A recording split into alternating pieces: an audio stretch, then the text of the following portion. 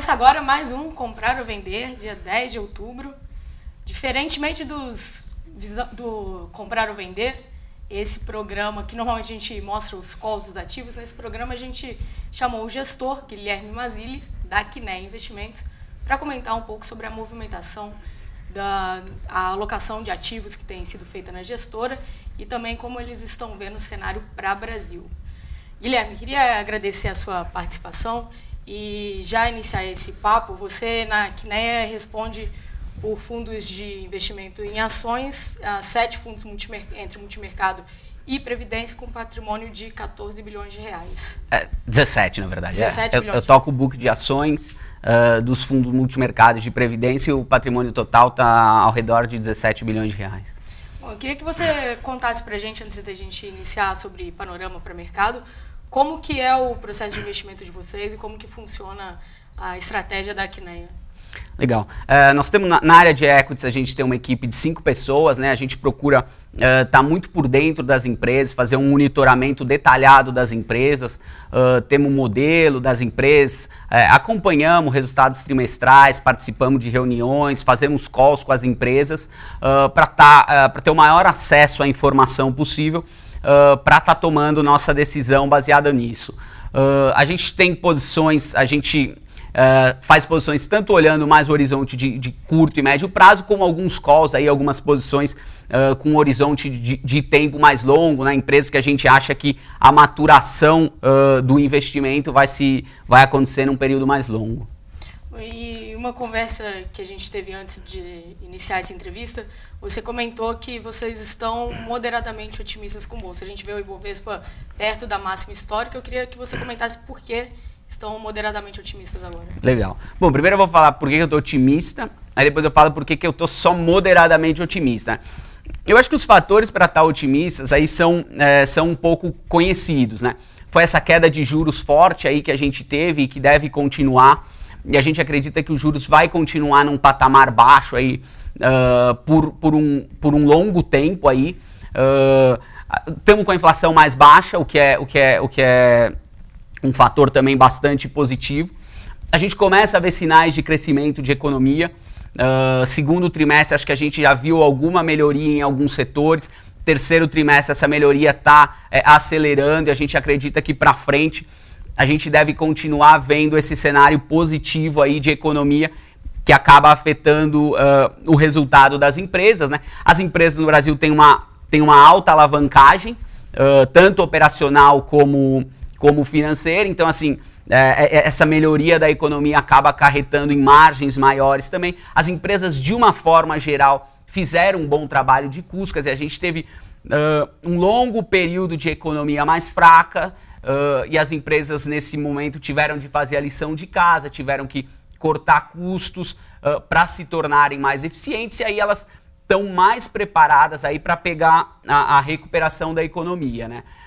Então, somando esses fatores de juros mais baixos, que reduz o custo de dívida das empresas e reduz o custo de oportunidade do investidor, somado a uma melhoria da economia, é o motivo que a gente está otimista com o Brasil.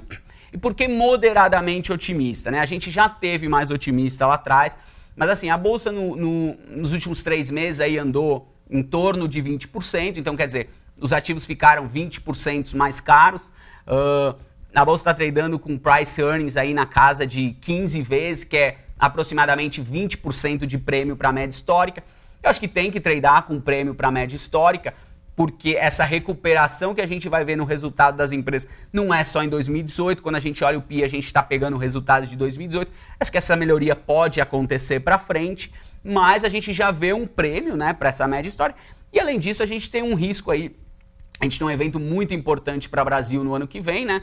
Que são as eleições. É uma eleição bastante incerta do ponto de vista que quem vai ser o novo presidente do país, qual que vai ser, quais são as ideias dele, política econômica. Então, assim, existe uma incerteza bem grande. Então, tem fatores bastante positivos que nos fazem otimistas, mas por conta do valuation aí, um pouco mais caro das empresas e do cenário político incerto, é o motivo que a gente está otimista, mas moderadamente. Há 2 meses atrás, quando Quando os ativos estavam mais baratos, a gente tinha uma posição maior apostando em Brasil. Hoje a gente continua tendo uma aposta, mas por isso que é moderadamente otimista.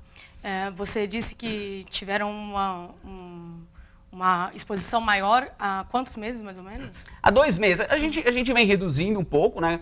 De novo, repito, continuamos com aposta positiva em Brasil, mas a gente vem reduzindo. Eu acho que a nossa aposta máxima em Brasil era ao redor de 2 meses em equities.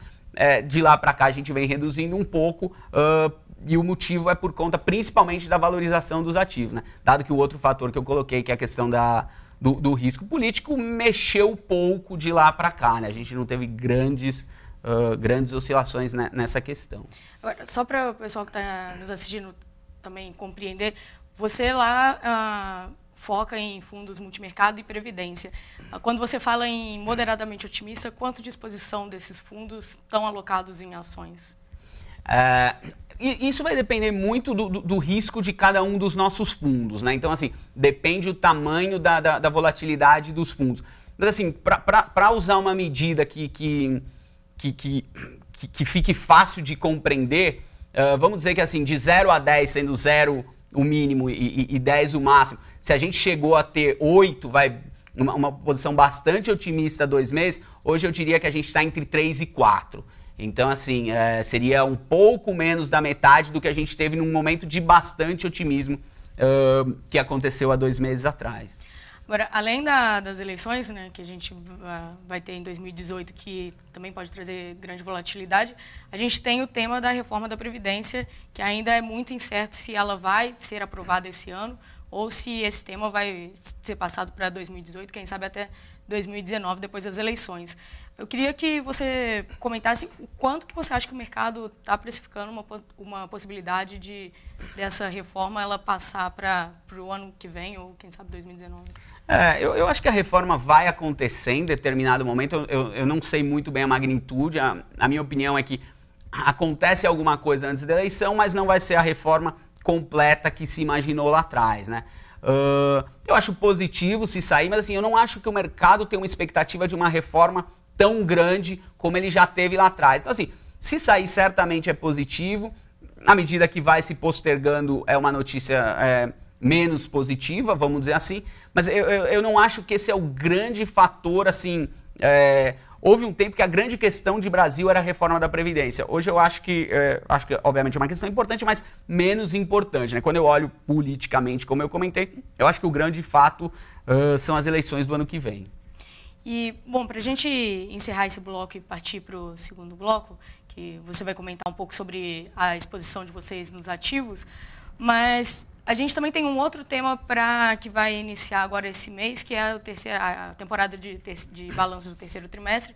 A gente teve um segundo trimestre bem positivo, vimos alguns ativos performando muito bem. Eu queria que você comentasse como que está a visão de vocês para essa temporada.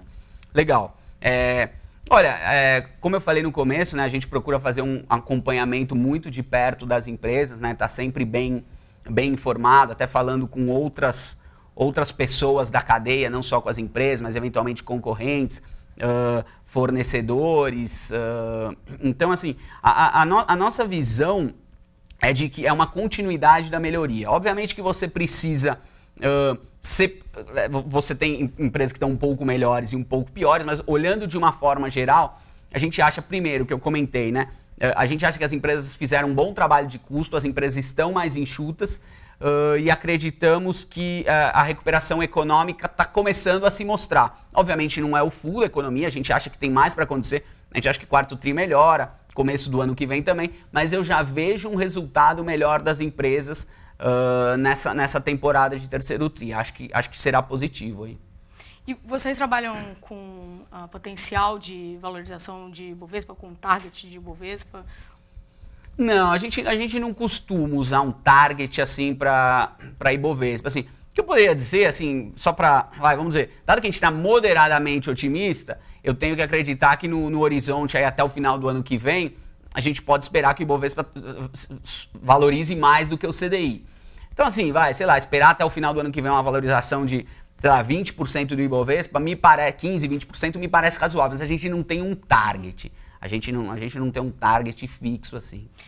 Agora, para a gente fazer o intervalo e partir para o terceiro bloco e para o segundo bloco e já deixar um gostinho para o pessoal, só queria que você comentasse, quando vocês vão fazer a alocação de ativos, o que vocês costumam olhar? Se é para o desempenho do Ibovespa ou se vocês pegam alguma ações selecionadas que vocês veem em potencial? Na verdade depende, né? Assim, a gente tem um book bastante diversificado lá. Então tem casos que a gente olha mais em termos absolutos, né? Até porque são empresas que você não tem muito competidores dentro da bolsa, muitas empresas, muitas outras ações para você relacionar. Então em alguns casos a gente olha em patamares absolutos, né? Até no próximo bloco eu vou dar um exemplo de uma empresa que não tem um competidor claro na bolsa que a gente gosta. Em outros casos, não. Aí a gente trabalha mais aí com valor relativo, quer dizer, compara com os players para ver qual opção a gente acredita que está mais barato, que está num momento melhor e que a gente acredita que no nosso horizonte de investimento vai ter o retorno mais interessante. Então, assim, na verdade tem os dois casos. Tem casos que a gente olha mais absoluto e tem casos que a gente olha mais relativo ou contra empresas no mesmo setor ou intersetorialmente. Guilherme, vamos fazer um intervalo? Daqui a pouco a gente volta no segundo bloco e o Guilherme vai comentar sobre as ações que eles estão mais posicionados agora em bolsa. Até daqui a pouco.